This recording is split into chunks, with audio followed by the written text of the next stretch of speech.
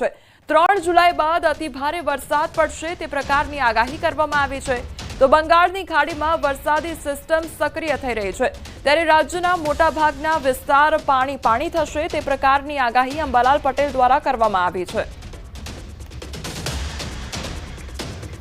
બંગાળના ઉપસાગરનો ભેજ અને અરબી સમુદ્રના ભેજના કારણે લગભગ તારીખ 3 થી 7 માં રાજ્યના ઘણા ભાગમાં ભારે વરસાદ આવવાની શક્યતા છે, જેમાં દક્ષિણ ગુજરાતના ભાગમાં ભારેથી અતિ ભારે વરસાદ આવવાની શક્યતા છે અને મધ્ય ગુજરાતના ભાગમાં ભારે અતિ ભારે વરસાદ થવાની શક્યતા છે।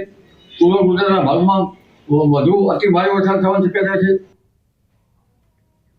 તો દક્ષિણ ગુજરાતવાસીઓ હવે ચેતી જજો, 7 જુલાઈ બાદ વારો નીકળી જવાનો છે। અતિ ભારે વરસાદની આગાહી કરવામાં આવી છે। તાપી નદીનું જળસ્તર ચિંતાજનક વધશે, તો નર્મદા, તાપી, કાવેરી નદીઓ તોફાની બનશે।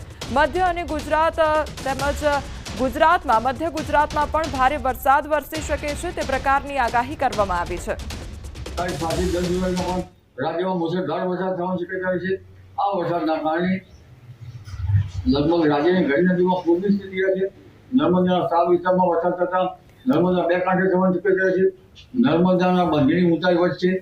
આ ઉપરાંત ભરૂચ અને નર્મદા વિંધ્ય પર્વત સાતપુરામાં પણ ભારે વરસાદ થવાની શક્યતા છે અને લગભગ તાપી નદીનું જળસ્તર પણ વધશે, કાવેરી નદીનું પણ જળસ્તર વધશે।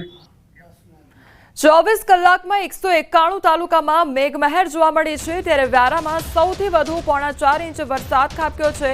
6 તાલુકામાં 3 ઇંચ જેટલો વરસાદ ખાબક્યો છે, તો કાલાવડ, કાલોલ તેમજ રાણાવાવમાં 3 ઇંચ જેટલો વરસાદ નોંધાયો છે।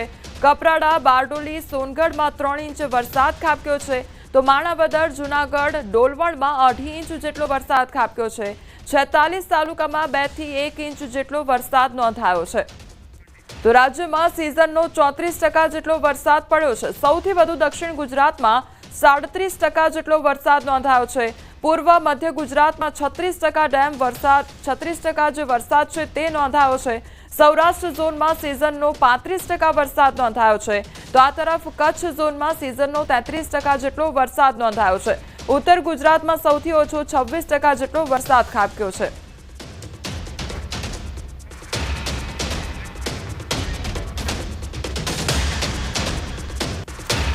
તો આ તરફ હવે જુલાઈમાં પણ વરસાદની જમાવટ રહેવાની છે। આજથી સપ્તાહ સુધી મેઘરાજા મહેરબાન રહેશે। વરસાદ અંગે હવામાન વિભાગ દ્વારા આગાહી કરવામાં આવી છે। તો અપર એર સાયક્લોનિક સર્ક્યુલેશન સક્રિય થશે। આજે 15 જિલ્લામાં ભારે વરસાદ થઈ શકે છે। તો આજે અરવલ્લી, પંચમહાલ, દાહોદ, મહીસાગર, વડોદરા, છોટાઉદેપુર, નર્મદા, ભરૂચ, સુરત, ડાંગ, તાપી, નવસારી, વલસાડ, અમરેલી, ભાવનગર, દમણ તેમજ દાદરાનગર હવેલી માં ભારે વરસાદની આગાહી કરવામાં આવી છે। તો 45 થી 55 કિલોમીટર ઝડપે પવન પણ ફૂંકાવાની શક્યતા વ્યક્ત કરવામાં આવી છે। તો વરસાદી માહોલમાં પ્રકૃતિ હવે સોળે કળાએ ખીલી ઉઠી છે અને વરસાદી માહોલમાં નદી નાળા, નાના ઝરણા, ધોધ સક્રિય થઈ ગયા છે। તો કચ્છના પાલરધુના ધોધ ફરી જીવંત થયો છે। કચ્છનો પ્રખ્યાત પાલરધુના ધોધ સોળે કળાએ ખીલી ઉઠ્યો છે। તો ઉપરવાસમાં ભારે વરસાદ બાદ ધોધમાં ભારે પાણી વહી રહ્યા છે, ત્યારે ભુજ નખત્રાણા હાઈવે પર પુરેશ્વર મંદિરની પાસે આવેલ ધોધ સક્રિય થયો છે। તો ધોધના ઉપરવાસ વિસ્તાર મંગળવાડા, દેશલપર વિસ્તારમાં ભારે વરસાદ વરસ્યો હતો। મહીસાગર જિલ્લાના મુખ્ય મથક લુણાવાડાથી આશરે 30 કિલોમીટરના અંતરે આવેલું સંતરામપુર તાલુકાનું સાતકુંડા, જ્યાંનો કુદરતી નજારો તમારું મન મોહી લેશે। કુદરતી ઝરણાનો આહલાદક અદ્ભુત નજારો જોવા લોકો પહોંચી રહ્યા છે। અહીં એક જ ડુંગર ઉપર 7 ઝરણા આવેલા છે અને આ પાણીના 7 ઝરણા વર્ષોથી બારે માસ અવિરત વહે છે।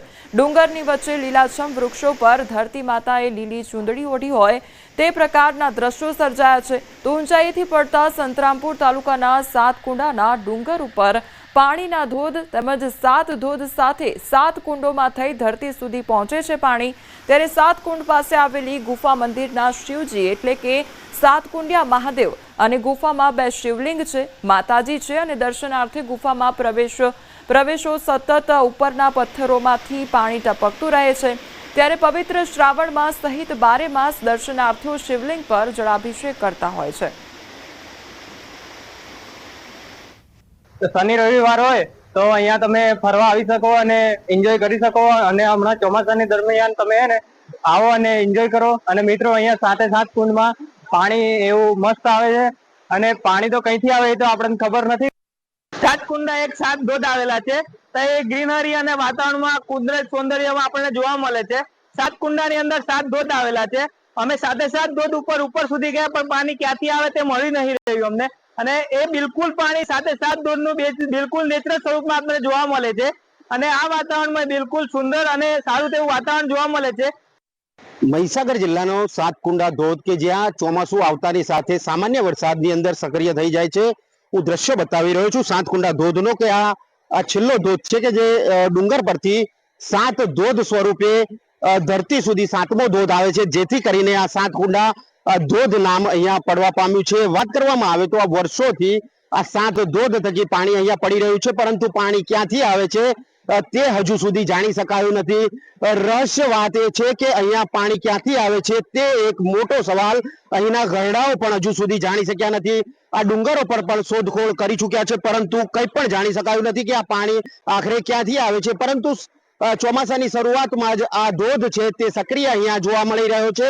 અલાધક નજારો અહીંયા આ ધોધનો જોવા મળી રહ્યો છે. તો કે સાતકુંડા આવતા પ્રવાસીઓ માટે અહીંયા અલગ રહેવા અને જમવાની પણ વ્યવસ્થા કરવામાં આવી છે. દ્રશ્યો જોઈ શકો છો કે અહીંયા રૂમો બનાવવામાં આવી છે કે જે રાત્રિ રોકાણ પર કરી શકે, અને કેન્ટીન પણ બનાવવામાં આવી છે, જેથી કરીને જે લોકો આ પ્રવાસીઓ આવતા હોય છે તેમના માટે તમામ સગવડો અહીંયા પૂરી પાડી શકે. ત્યારે અલાધક નજારા વચ્ચે લીલીછમ ચાદરો પણ અહીંયા ડુંગરોની વચ્ચોવચ્ચ અહીંયા જોવા મળી રહી છે. ત્યારે અલાધક નજારા વચ્ચે જે ધોધ છે સાતકુંડા ધોધ એ અહીંયા સક્રિય થતો જોવા મળી રહ્યો છે.